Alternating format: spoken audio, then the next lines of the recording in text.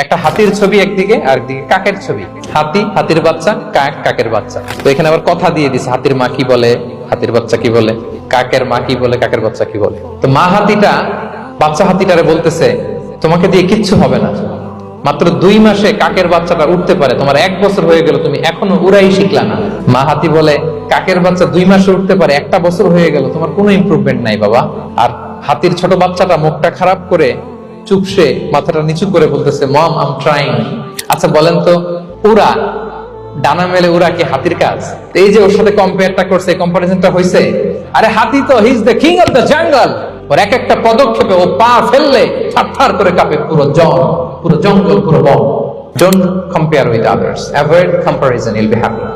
কখনো কম্পেয়ার করবেন। Humming bird নামে একটা পাখি আছে, নর্থ আমেরিকাতে পাওয়া যায়, পৃথিবীর সবচেয়ে ছোট্ট সাইজের পাখি।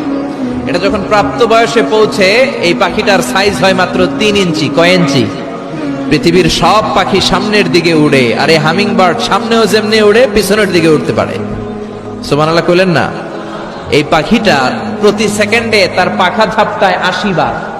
কয়বার? আমি